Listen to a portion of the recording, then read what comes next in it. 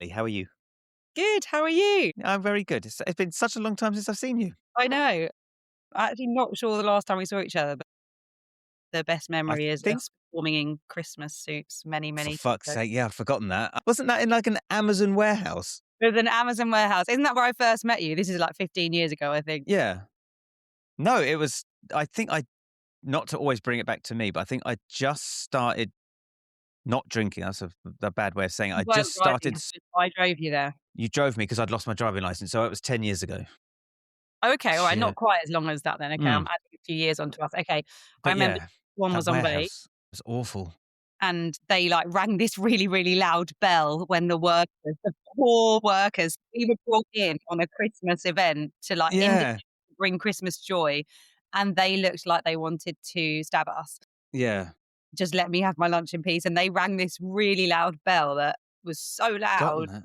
and then they all came piling out for their break, hitting there was, like, queues for the vending machine. They sat there, stared at us with our crazy Christmas hats, Oh my God. and Yeah. we were wearing tiny little Santa dresses as well, Yeah, not I remember. Was me, that was me, you, Melody. Tom, and Melody? That was it. Yeah. Oh man, I had forgotten that. That was actually the second time I've done the Amazon gig. The first time was actually in the warehouse.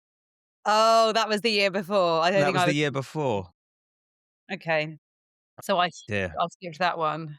Yeah, you Yeah. skipped it. You missed out on that one. That was that I joyous. mean, when you do this job, there's always some good stories, and to be fair, that's quite a It's an memorable one. interesting. You'd It forgotten is. it, but I'd forgotten, but I hadn't forgotten the Amazon thing. I'd forgotten that there was two. And do you know what? yeah, And then every now and again it pops up on my Facebook around Christmas. I'm like, oh, I'd forgotten that. yeah, it's the crazy, crazy Christmas hats and the Santa dresses and, Yeah. yeah, all the weird and wonderful gigs. So, Yeah. but I don't know the last time I saw you. I can't remember the last time I I saw think you. I think it was the Motown gig, and I was doing sound on it, Oh, yeah, yeah, yeah, okay, that was and a I couple of years ago. That was a very random gig because they booked it, yeah, like 3 and days I notice. tried to film it, and the filming came out awful because you were on a stage and I was on the floor, and it was Yeah, just like it was like, no, really, this really is dark. this isn't going to work. Yeah, yeah. Well, anyway, But yes, anyway, so how other than that, how's life? life is good. Life is a bit hectic, a bit crazy, trying to juggle this crazy industry that we work in and 2 children and just spinning all the plates. Yeah, how are you finding it? Quite hard. I mean, I wouldn't have it any other way because I Yeah. love what we do. I just think that I, as a person, thrive off of last minute things, firefighting, not literally Mm, firefighting, they yeah. actually save lives, we just provide music. But, like last minute stress, I think I thrive off of that. I think anyone in this kind of world does, but Mm, it really isn't that helpful when you're trying to parent 2 children who need a bit more routine, a bit more structure. You're trying to book childcare. yeah. I'm a single parent. That's like a whole nother adds another layer of complexity to it. So Yeah. I think it's a lot of spinning of Mm, plates and a lot of broken sleep. yeah. Are you getting good at spinning plates? Yeah. Good. Do you know, it's kind of strange because we just briefly touched on it before we came on. I actually kind of got used to doing it, like managing the kids, getting them from school. Like, is the babysitter turning up? What time's my wife coming home? Now I've got to leave for the gig, and just trying to make sure that all of those things line up. I kind of got used to doing it, and now they're a little bit older. Yeah. I can, so they're 13, 14 now. I can now. My We had a gosh, that's gone past. Wow. fucking hell, yeah, I know. We've like an awful teenager. But we went out like yesterday. I was out yesterday. My wife was working, and I got a babysitter in. And we don't usually get a babysitter, but my eldest had tutoring, and like I left, the babysitter came. The eldest let the babysitter in. She went to the thing. My wife came back from work. And she just said to me, "We don't need babysitters anymore. We'll just leave the two kids on their own. They're fine. But if it's for a couple of hours, they're fine." I was like, "Yeah, we don't really need the babysitter thing anymore." And it's just kind of like a new A new thing that chapter, I don't have to really deal with, unless it's like a really long day. If I have long to leave day. at 10 and she's out all day, then we would. Yeah, that stage is quite far away from me because mine are 5 and Yeah, 6.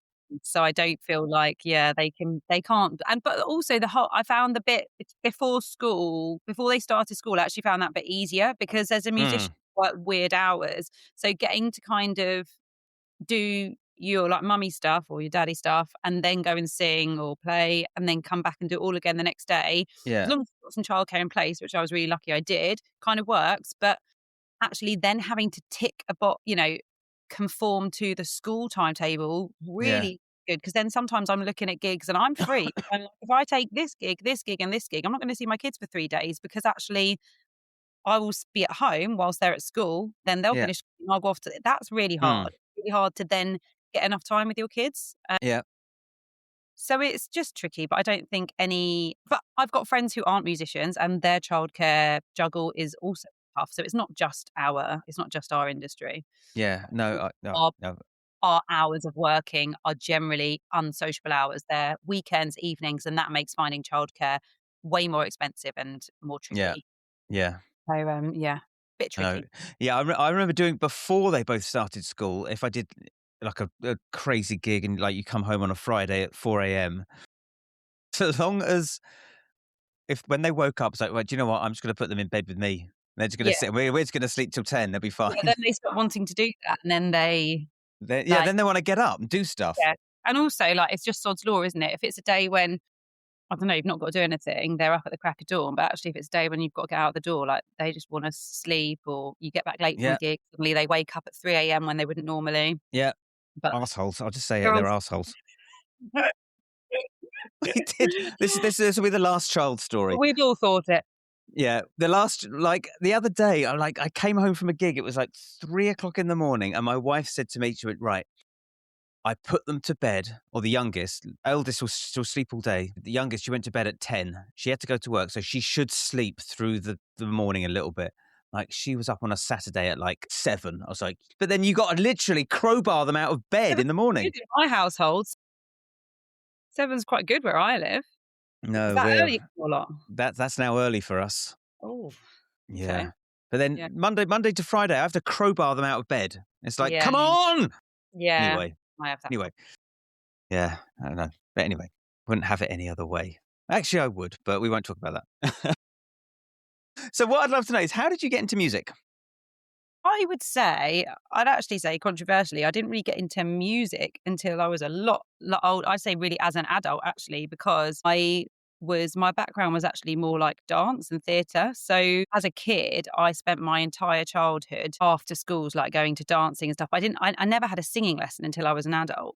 Right. I did sing. Basically, it all started when I was about 7. My auntie was a dance teacher at a local dance school and they needed a girl to sing the part of Annie in this show, and it was at the Palladium, I think. It was pretty Wow. cool. I, Okay. like, at age 8, sang at the Palladium. I remember because the music cut out whilst I was singing, and All I was like, right. "Well, I'm not stopping, so I'm just gonna keep singing a cappella to the entire Palladium."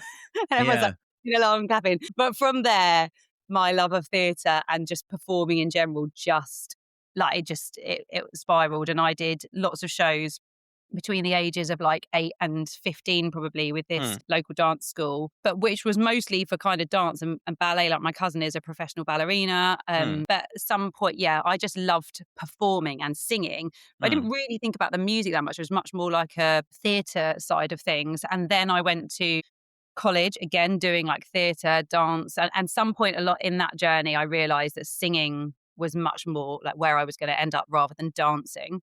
Right. And I mean, there's a very long journey in between, but some point along the way, then I think that's when I really found music. I think for a long time, I mean, obviously singing is music, but for me, it was much more like dance and performance based. Hmm. And then that changed during that very long process of lots of, training and stuff. But yeah, I never really had actually I did play flute for a little bit as a kid, All right. flute, Okay. a few music lessons, but I didn't, it's not like I was particularly passionate about that or anything. Yeah. Then as an adult, everything changed, I think.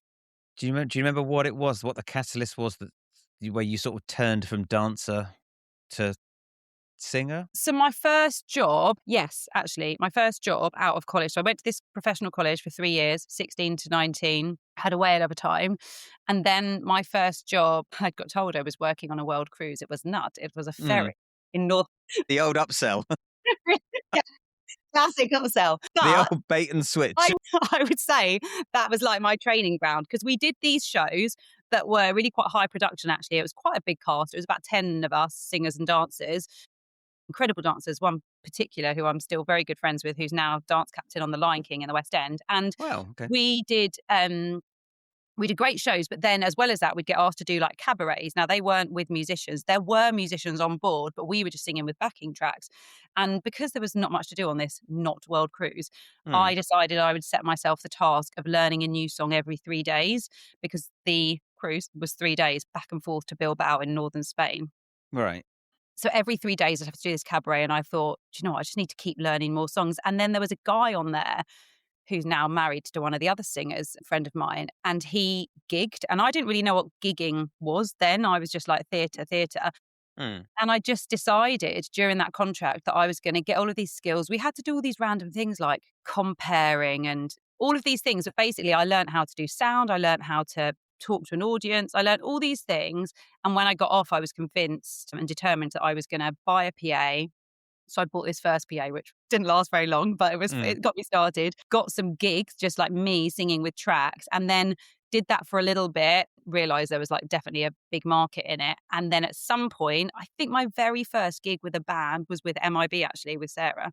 yeah, And then some point along the way, kind of carried on gigging and doing theatre stuff. And at some point, they kind of, I remember being on a theatre show like 10 years ago and brainstorming what I wanted to do because I'd been singing with lots of other bands by this point and hmm, loads of other theatre shows and in loads of different things. And then I was like, I want to have my own project, and that's how Jazz and the Tonics kind of came up.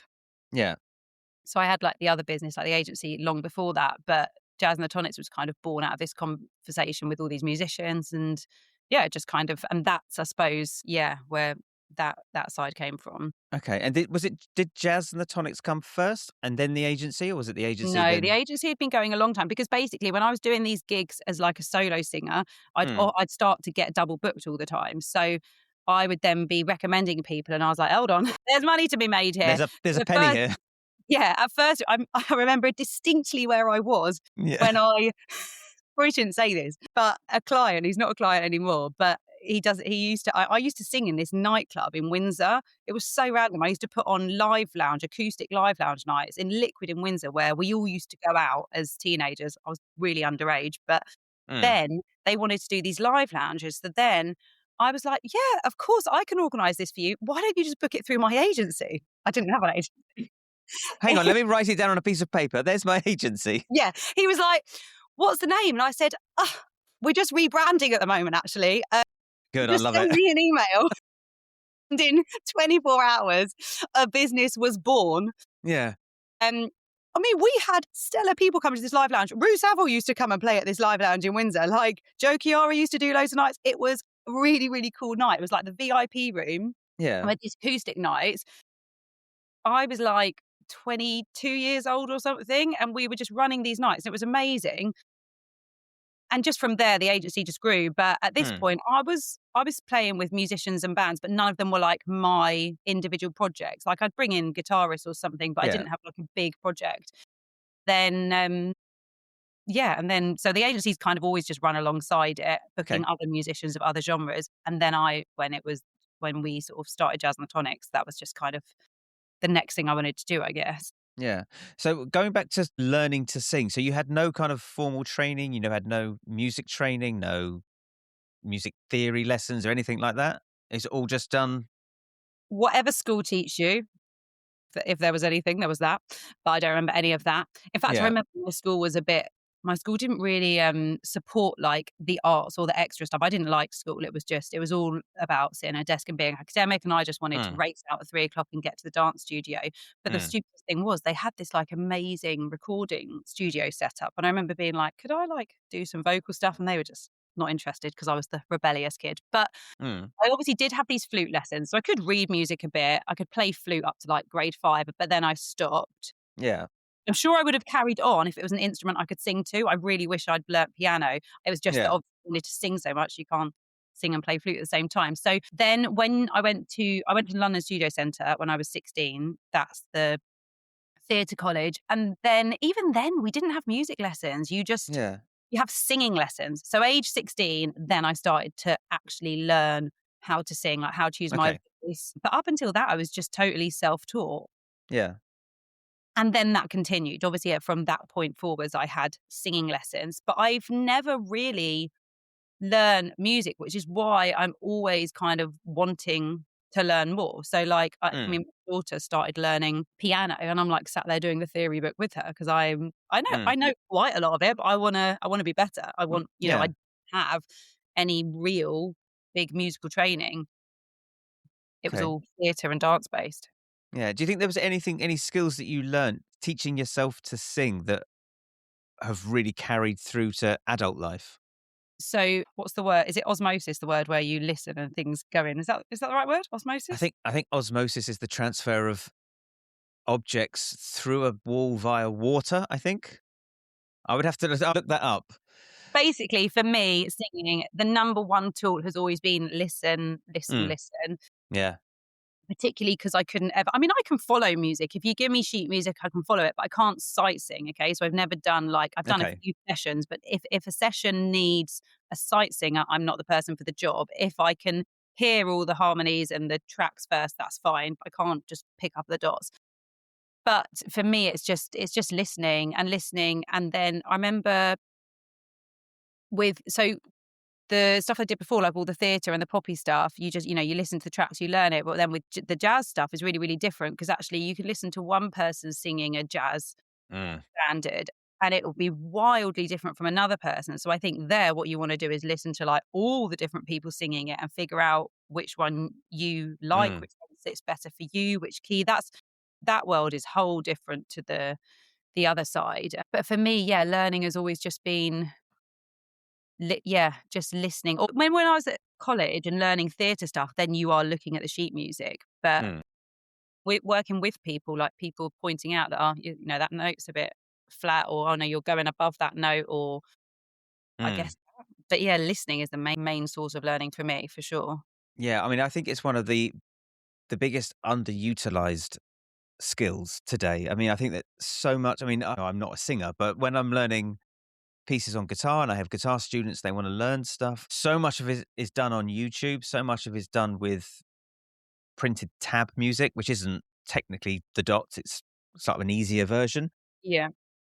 And there's such a big focus, so much so on like videos. Like here's all the video lessons. You've got a step-by-step breakdown. This is how we play it. This is where you put your fingers. This is the rhythm. And so much of it is done visually that there's just so little done orally. It's like, well, why aren't you listening to it? It's Yeah. just strange, particularly I think for young people learning instruments, everything is visual now. Yeah. Very, very little of it is, "Here's the song, see if you can figure it out." You don't have to get it perfect, just see if you can get close. Just you're not allowed any dots, no sheet music. I'm not gonna tell you. You just gotta do it by ear. I It's always find it fascinating because obviously during the course of my, all of the performing I've done and gigging I've done, like obviously musicians work so differently. So, I work with incredible musicians who play everything 100% from ear. mm, Work with other guys who could literally read anything and play it to perfection with just, and then there's people in the middle that kind of do a bit of both, the people who are like quite good readers, but they also listen to it. And I always find that fascinating because, mm, the way people approach music. And I think also that took me quite a long time to grasp when I transferred more from theatre into music. Trying to then talk to musicians, there's quite a big barrier. If you're someone who didn't do a music degree, you don't have that knowledge, then mm, trying to talk about what it is that you want to achieve to someone who does have that skill set and mm, vice versa, there's quite you don't always have the right language, both of you. yeah, So my favorite people to work with are the people who kind of bridge that gap because there could mhm, be some exceptional jazz virtuoso who is technically the most accomplished person, but they might be so accomplished they actually can't really talk to someone about the structure of the song or where we're going with the song. mm, The person, i.e. me, doesn't have this like, super skilled degree in that area of music. So, yeah, you know, and no one's more or less sort of right or wrong. You've just got to like all be able to communicate on the same page. And for me, that is the crucial part when you're kind of working together. Mm. Have you had any struggles with things like that? And if so, how did you overcome it? Yeah, I think it's just reading the room, isn't it? Like some people, I was talking about this with a guy the other day, actually, we were on a gig, and we were saying like some people on a gig maybe just really want to show like how good they are. I've Mm. had it where you've like had a guitarist. It's always guitar players. Why is that? This is, and I'm thinking of like a jazzy gig. Jazz and the Tonics is a jazz fusion. It's jazz, it's popular jazz. It's jazz with pop and soul. It is not like hardcore jazz. Obviously, Yeah. I didn't go to do a jazz degree, so I am not selling it as that for a second. It's Yeah. the sort of popular jazz that appeals to the market that we're in. And this is someone who's jazz head, like Ronnie Scott's all over, and just Yeah. wanna show how incredible they are, and that's great. But they've played around with the rhythm and the melody and the structure of the song so much, I haven't got a clue where we are anymore. We're just doing "Fly Me to the Moon," and I have a lot I'm like, "Where are we? I don't know what key you're in, what" like, and it's incredibly impressive, but Yeah. there's a setting for that, i.e. Yeah. Ronnie Scott's, not this jazz bar that we're playing in London where I also need to sing with you. Yeah. Like there's a time and a place for your kind of musical moments. I don't think I've had that many struggles because I'm very lucky that I book most of the people I play with. Yeah. So I book them based on kind of knowing what I'm going to get. But I'm sure everyone's had those occasions where there's like a breakdown in communication about Mm. how you want the music to be. I just think music is people just we've had like debates in band rooms where someone's like, this isn't including me, but someone else says this is in this key, and someone says no, it's not. You call it, different Yeah. different members of the band, right? Call the keys different, like they have a different idea, and actually, no, Yeah. it's that's just a common debate. Yeah. That was a weird one when I first stumbled upon that in a rehearsal. I'm like, right, we're doing this in D. Like, no, it's in E flat. I went, what? Like, no, he's on a trumpet. Yeah, just forget. Don't listen to him. We're in Yeah, D. It's like, oh right, what's going on there? So, yeah, they yeah, said, and well, as we'll tell you later. keys, I'm like, you all in the same key? We all good here? So what? Yeah, one thing I would really love to know, because I think you're the first person I've asked on who not only MDs but also books the musicians. When you're booking players, what are you looking for? First of all, what are you looking for them, just to make sure that they do a good job, but to rehire them, like that guy did or that girl did a great job. I'm definitely going to get that person back. What kind of the things are you looking for? Assuming turning up and learning the songs is a given. You say that. Yeah, I do, but you'd be Say that, surprised. that's always a given. Definitely just nice people. Like, Yeah. I don't have time in my life for people that have got a big ego, people that are difficult. We work on events, often high-end events. You don't want someone who's just firstly, someone who's just negative and moaning all the time. You hire people sometimes and they're like just moaning from the minute you get there to the minute, and don't get me wrong, musicians, we all love a moan, but there's But a yeah. there's a time and a place, and it's not in front of a client.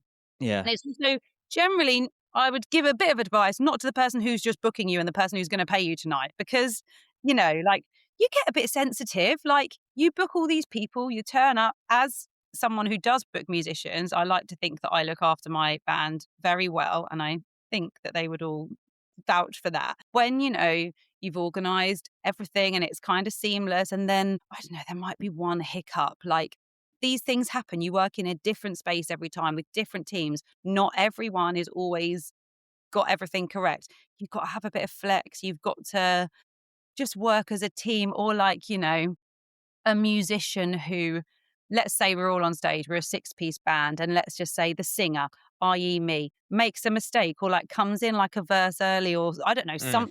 something. These things happen. It's live music, right? Obviously, I never make a mistake, but if that was, No. and you like four members of the band who are like, I see what she's done here. Yep, here we are. Yeah. One person is like, no, we're staying here, and I'm going right. Obviously, you're not going to book them again because, Yeah. yeah, well done, mate. You played it exactly as the record, but you didn't listen to anyone else on stage. Like, that's really important. Yeah. Being talented is obviously the crux of being a musician. You've got to be talented, you've got to learn the songs, but being nice is just as important. Yeah. Getting along with everyone, trying to help people. My right-hand man who has done your podcast before, Sama, is like everyone's best friend because he will fix every problem. Things that have I've been at venues and he's been helping like a wedding planner with a table planner or carrying some furniture in for like a photographer or something. Honestly, that man will do anything to help anyone. I mean, sometimes to his own detriment. He takes on way too much. But Okay. that is an example of someone you want on your side. We turned up to a gig in November, and unfortunately, there had been a massive miscommunication between the agent that had booked us, who we'd never worked with before, the venue, and the supposed sound team. It was not a sound team. It was the most shambolic sound setup I've ever seen. And I got there and I was like, this is a disaster. Like, what on earth do we do? We're a 9-piece band trying to play with some I can't even tell you how bad the PA situation was. Guess what? Sam was there. Guess what? He sorted it out. Now, I know not everyone has the knowledge he has to fix things, but it's like that attitude of wanting to help and if your friend was in need, you'd hopefully help them. And when you're working as a band, you kind of need the same mentality. And all the people that work for me again and again are people I know that if I called them in the morning and said, "Oh my gosh, this thing's happened. Can we change this?" Or say you turned up and an event planner had forgotten to tell you the first dance. Mm. I would like to think we'd go to the green room and we would figure it the hell out. You don't Yeah. want someone going, "No, you didn't send that to me 2 weeks ago, so I'm not gonna play it." And there are people like that. There are people who will stand their ground and say, "No, that's not the rules. We have to have notice for this," or what. That's never happened. But those Yeah. sort of things, like, just want nice people and people who Yeah. you can laugh with. Like, we all need to laugh when we get off stage. So Yeah. that is my key, and also being on time, although there's one person who I book a lot that gets excused a little bit for that. Yeah. The being on time thing, it's sometimes it can't be helped. Sometimes it can't be Sometimes it helped. can't. But Some people when are it's better than consistent, but yeah. we have to we have to turn a blind eye for some people, but as long as you're there for when it matters, as long as you're there for the sound Mm. check. But yeah, there's just more, I think, to being booked than being a good musician. Just be a nice Definitely. person in life, in general. In general, yeah, don't be an asshole. And if you Yeah, are, try and fix it. yeah. So, what was it about doing pop jazz thing that kind of appealed to you? I think a lot of the old jazz songs are actually like musical theatre songs. So I sort of knew loads of jazz tunes, maybe without even realizing. Like, if you Mm. think like the American Songbook and stuff, lots of songs that are from like, I don't know, Top Hat or Crazy for You, or like old school musicals that are also jazz standards or have, been turned into, or vice versa. So I don't really know where it came from. I think at the time, Post One Jukebox was huge, and I'd Yeah. been doing a harmony group. I was in a harmony group and we did like some really cool gigs actually. And we had touched on a bit of the Post One Jukebox stuff. And I thought, oh, I really like this. Like, I'd like to do more of this. And then I knew I wanted to do some of the more jazzy and soul-y stuff. And I kind of just thought, I think this could work. I think this could sell. And so I just kind of brainstormed it. I remember exactly where I was, like late one night with lots of the band. In fact, Gemma, who's my trumpet player, I'm pretty sure she came up with the name Jazz and the Tonics. We were in a dressing room. We used to work on a Simply Red tribute Yeah, band yeah. show. It was amazing. It was so much fun. Most of the guys in Jazz and the Tonics were on that gig with me. Okay. Um, and I don't really know. It just sort of I'm a bit like that. My brain just sometimes just thinks of something and it kind of runs with it. And in this case, it was a good thing to run with. They're not always good thoughts. Yeah. They're not always a huge success, but my brain is a bit all over the place. I think like lots of creatives' brains. And I don't know, it really took off. And like we've been doing it 8.5 years and we've done, yeah, a massive amount of gigs and I love it. I really love it. But yeah, I don't really know where the initial thought came from. Yeah, just dropped in, luckily. Yeah. But like, because I've said this to you as well, like to watch not only the agency but also the band grow and like see some of the venues that you're playing is just, I think it's incredible. And I think you've done a really great job. And I think you've found your little corner in the industry and you've just doubled down on it, and it's like every time you drop a new video, I'm like, "Shit, man, that looks good. Oh, That that's looks so great." nice. Oh, thank you. That means a lot actually. My fundamental rules are just be, like, passionate about what you're doing, and I really love it, and just what we were saying earlier, just be nice. When I set up the band and the agency, like, my number one rule was look after the musicians. I spent years working for people who did not treat me well, Yeah. and I think I actually, you say what was the impetus for this didn't affect the genre, but the impetus for really building my own projects was being treated so badly by so many other people, Mm, and, just it's very common in the theatre side of industry to kind of have a "don't speak up" thing, and I was the person who did speak up. I was always the person that said, on behalf of the group or the band, mm. whatever, like, "Guys, I don't think this is right," like, whatever, and that doesn't go down well. But in No. the end, I just thought, "I can't spend my life being treated like this." Like, I'm good at what I do. I deserve to be treated well, and I'm a really hard worker. I'm a nice person.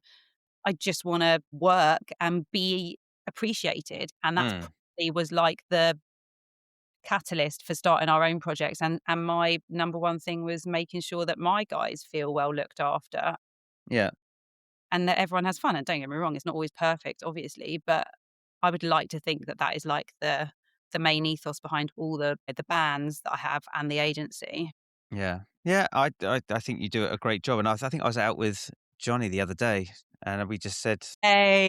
"Oh, we said we do love working with Emily because there's never any issues really, and it's always run really smoothly, everyone's taken care of, and she's great to work with." That's nice, yeah, Johnny was with me on Saturday, and he is a legend. Mm. Well, that's very sweet, very lovely to hear. I work hard to make sure everyone feels like that, so I'm pleased that people feel like that because it's really important to me, yeah. Yeah. So what about practice? With navigating all of these gigs, navigating 2 children, trying to spin all Yeah, the plates, do you get time to sit and practice? not as much as I'd like. And when you do, so what do you do when you do get time? So I'd say what I'm fairly consistently good at is vocal warm-ups. So I use Annabelle Williams, Annabelle Williams? No?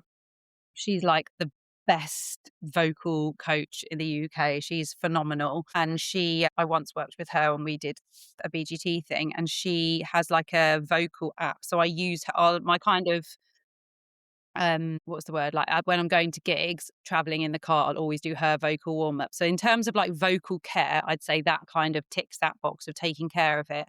Mhm. Practice is a bit different because I often get like, New Year's resolutions, or right, this month I'm going to do 3 mornings a week. I'm going to set aside half an hour and, Mm. learn some new songs, or I think as a singer, learning new songs probably is practice. So that kind of naturally happens. Like, I'll hear a song and I'll think, I love that. And so practice is maybe, but I still go to singing lessons when I can, but like they're few and far, but it's not as much as I would want to. I don't Yeah. practice as much as I would like to, basically. I would love to have more time. But I think if you're a busy musician and you're working a lot, you're also kind of practicing when you're Mm. working, like Yeah. sound checks or listening, Yeah. like because of Jazz and the Tonics and it being this kind of jazz fusion stuff, but then also like I've got some guys who play with me who are proper big jazz musicians, just listening to them. Do you know what I mean? And asking questions like, "Oh,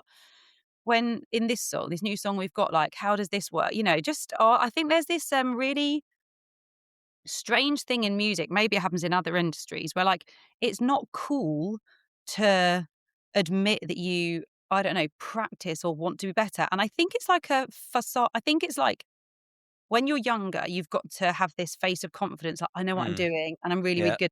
That's a performance mask. And that is really important to be on stage. If you are phased, to not look phased, because the Mm. audience has no clue and you need to look like you know exactly what you're doing, because confidence is, gives confidence to the clients, of course. But behind the doors, like, there's no shame in like saying to someone in the band, like, I'm really confused. Like, how does this bit, I don't know, I was trying to do a different jazz standard with someone a few months ago, and I was just sitting down and he was writing out the structure and he was trying to explain to me, like, in jazz, this is what we call this section, or, I don't know, Mm. it Yeah. was complex tune and I didn't quite understand what he was saying. And I just think sometimes there's this like attitude where you can't ask for help. And I just think that's Yeah. really bizarre, isn't don't you have you ever experienced that? I've the closest I've come to it is I remember putting up a post that I started to take guitar lessons again, and someone else who was a friend of mine, who's also a gigging guitar player, dropped a comment like, "Oh, you still having lessons?" I'm like, "Yeah, of course I am. Yeah. Aren't you?" It's like, Yeah. "No." It's like, "That's probably why you're stagnating a little." But yeah, I mean, I'm always I think I'm naturally curious about things. So whenever I notice this particularly when because I had a few singing lessons, I would ask other singers on gigs, and I wouldn't class myself as a singer, but I would ask people like, how do you warm up? How long do you warm up for? Do you do anything specific? Do you not eat or drink anything specific? Because I'm finding like if I'm doing a gig I get to the end of an hour and I'm like, I'm feeling like it's a little bit rough, but now I've got to force my way through the next hour, and I don't know what I'm doing wrong. And like, well, what try doing this, try doing that. If you're Yeah. warming up for 40 minutes, that's probably too long. You probably only need to do about 20. I was Yeah. like, oh right, so because I'm driving to the gig and I'm belting it out, and no, no, no, no, no, no, no, no, don't do that. And I don't really gig with other guitar players, but when I do, I'm Yeah, always well, like, this is a common thing, isn't it? And actually with my bands now, I'm often the only singer, and I'd say one of the things I miss the most about when I used to work for tons of different bands mm, is singing with other singers so much because yeah, and same for musicians, like, you don't often get a double guitar, it's not often that yeah, you're there with 2 guitars, yeah, so it's hard. But yeah, I think just asking you if you worked in a corporate environment, you'd probably for your entire career go for, like, training things or promotions and stuff, and why should mm, it be any different yeah, in our industry? Like, I just think you can always like you say, you can always get better, you can always learn. I think it's mm, quite hard as a accomplished professional musician to, maybe find, like, the right singing teacher who actually can kind of push you or teach you something that something different to what you already know. You've got to yeah, find someone who's the right fit, but yeah, I think like you say, you would just stagnate if you never yeah. want to improve. Yeah, Yeah. I would rather ask and look a bit daft than stay silent and fuck it up. But yes, I agree with you, but why do you think it's a cultural thing or do you think it's an industry thing about the looking dark like the looking dark bit shouldn't even It shouldn't be an issue. be a question? Yeah, We're all we're all in I the room, we're all playing music professionally, and there is 1,000,000% gonna be someone here who's better or not as good at different things, but you're not all gonna have the same skill set. So mm, why don't we all just wanna do the thing better? I think it's a fear of looking stupid. Yeah, yeah. I don't think people I mean, nobody wants to look stupid, but I think if I ask this question, maybe I will look stupid, so maybe I'll just keep quiet and maybe I'll try and figure it out on the fly. Yeah, that's right, and I definitely think when I've had questions, I choose who I ask them to for that Mm, reason. Yeah, you'd use yeah, that's true, but we were driving to a gig on Saturday, actually, the one Johnny was on, and I was, like, singing, one of my backing vocals because actually that is the show where I do with other singers. It's our Motown mm, show. There's 3 singers. It's fab, and I was just singing through I wasn't properly singing, I was just sort of humming it, and Sam was like Sam Wilson on mm, keys, yeah, incredible musician.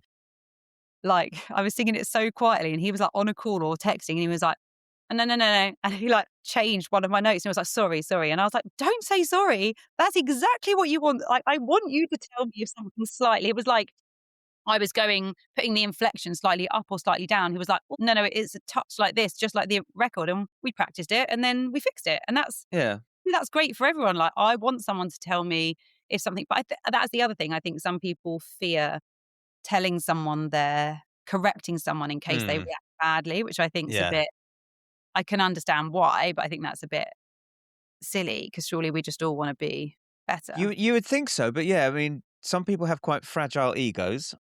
Yes, Some people and maybe some people aren't open to being challenged, that's not true. challenged, but just being not even corrected, just suggestions maybe. Some people are not very good at taking direction either because sometimes Yeah, it's not that was the word I was looking for, yeah, direction. sometimes it's not right or wrong. It's not you're singing that note right or wrong, but it might be someone's project and they want it played a certain Mm, way, and again, that's something you've got to take on. I think probably because of my theatre background that is something I don't someone watching the podcast might disagree, but I don't think I struggle with taking direction because in theatre, when, that is all, you get elated all the Yeah. time. Your ego doesn't Yeah.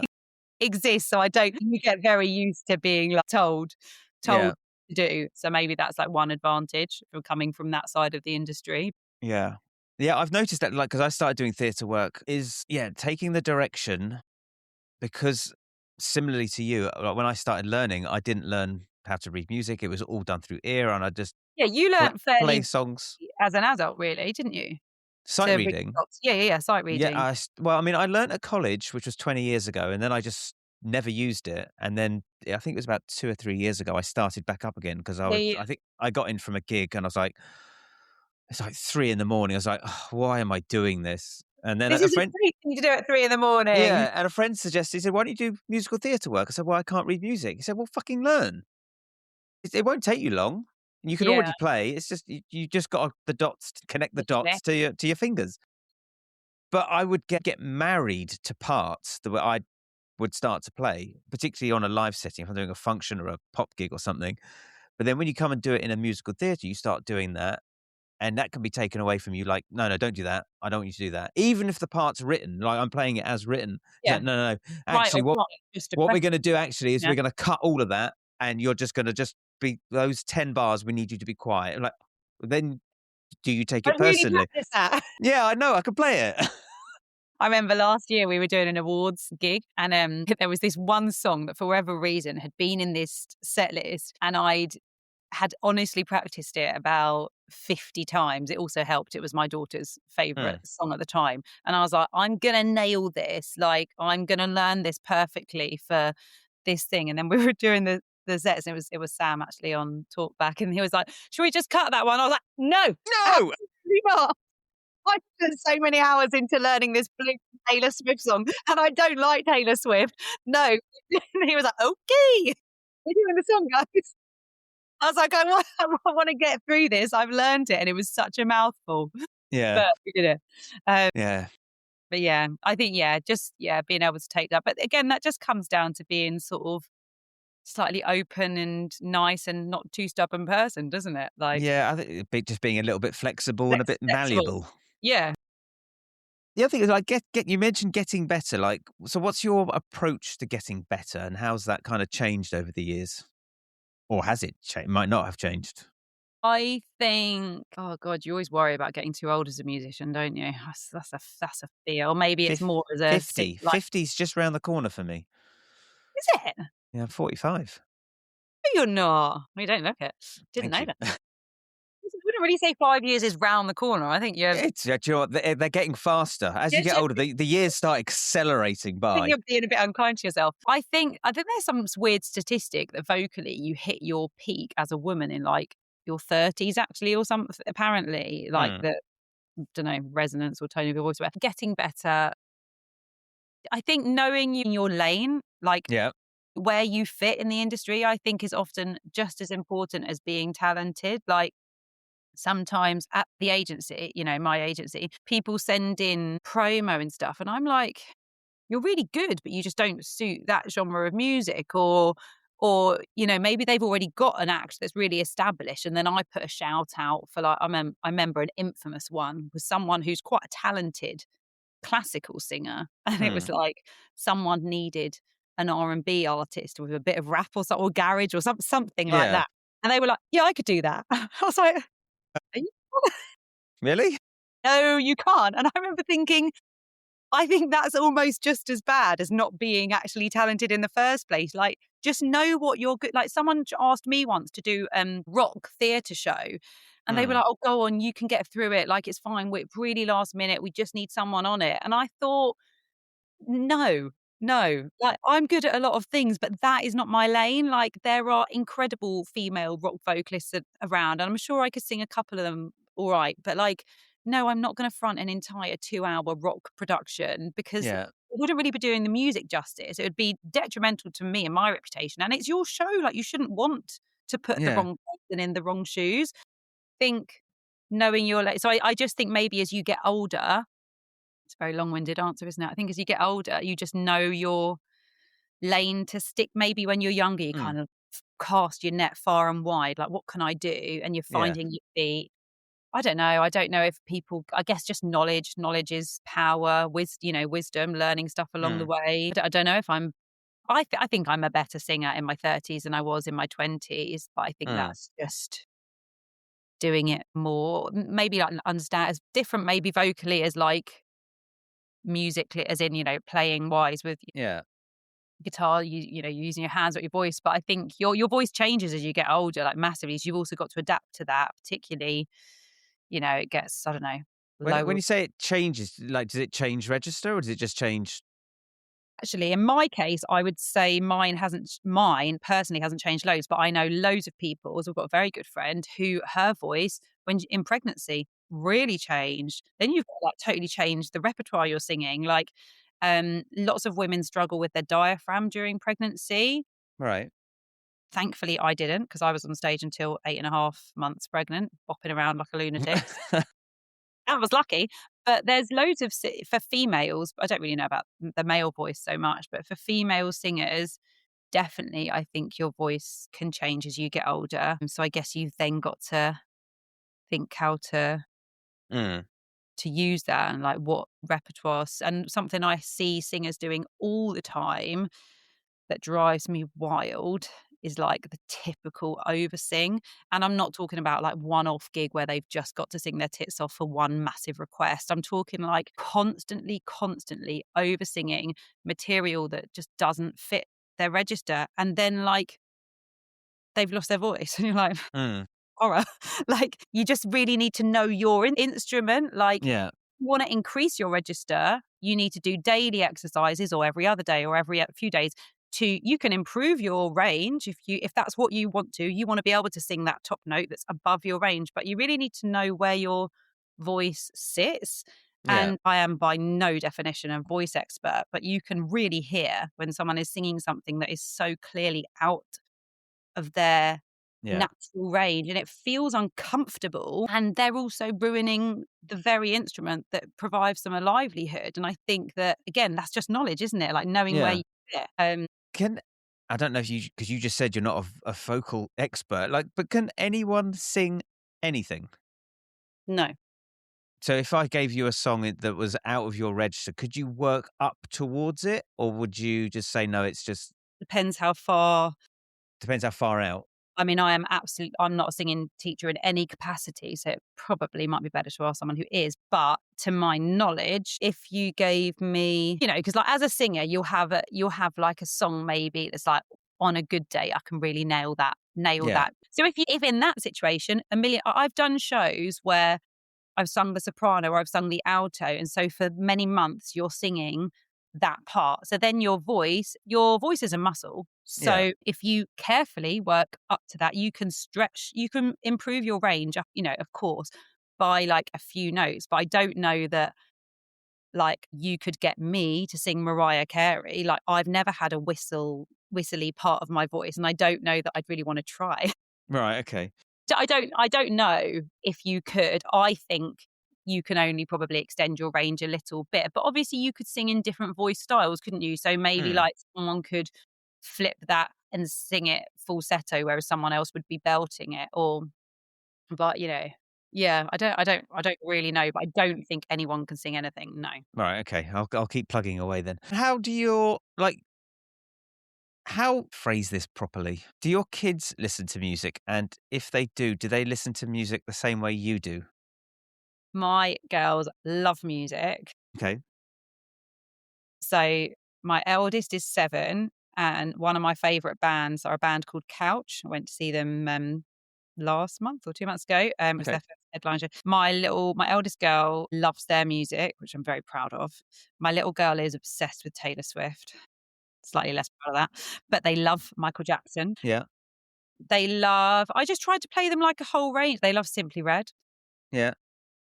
They love music, they love singing, they both sing. I try to make it very informal and relaxed. I mean, if they're, like, singing Mm. in the car and they're singing it and they're getting all the words wrong, I do often say, I'm like, "Do you want me to teach it to you properly?" They're like, "No." No. Well, I very subtly say, like, if you want, but, we have microphone days where I get out a couple of my mics and stands and, like, a little speaker, and Mm. they just sing with that a bit. But they both love singing, but it's not a structured thing in our house at all. It's just like kitchen disco. We put the music Yeah. on, they choose the songs, but I very much try to introduce them to music that they're not gonna hear unless I play it to them, like, not Yeah. because music now, what they're gonna hear is just K-pop Demon Hunters, isn't it? God, it's on constant repeat in our house. Yeah. Actually, it's not in my house, but they love it, but luckily Yeah. they ask for the other stuff, so Yeah. I mean, it's not the end of the world, because I think they're quite catchy little pop songs, but yeah, I actually think they're quite some of them are quite good tunes, they're kind of but bangers, but yeah, yeah, yeah. It's the same kind of thing in our house. Like, our kids that's a lot both of high notes. love music, and it's always on in the house, which I think is good. Like, I have a couple of students that just don't listen to music, and it's just Really? fucking bonkers. Yeah, that's wild. It's such a happy my mum actually called me yesterday and she's like, "I'm just so upset at the moment because my speaker's broken and I can't listen to music. Honestly, it's just really getting me down." And I thought, Yeah. "Yeah, I listen to music all the time, like from the minute you wake up, there's always kind of something on in the background." But I guess some people don't, but I'm not a big TV person. For other people, maybe they kind of always have TV on. But yeah, if you work Mm. in music, you should probably be listening to some music. Yeah, of course. Yeah. I'd say as a Yeah, starting it's point might be helpful. yeah. So, I mean, I think listen, like, I've said it once, I've said it 100 times on this podcast. I think listening is the thing that is so underutilized and undervalued, I think, by a lot of people. I think more people just need to do more listening. I actually remember, um, you know Nick Fitch, who's done your podcast Yeah. before. Work with him quite a lot, and he's obviously a fabulous guitarist. I remember him saying once we were doing a song, and he was like, "I really like the way you sing that. I can tell you've listened to loads of different versions." And that was like, that's a Mm. saying like you can tell that you haven't just you haven't just copied that Yeah. version. You've like done the rounds, and you've made it. And but I remember that conversation very clearly with him. But you're right, like you just need to listen. You can hear, you can hear so much. If you just pay attention and listen. Yeah. It's crazy. And what's kind of the next sort of, like, going forward? What have you got on the cards? Good question. That's the golden question.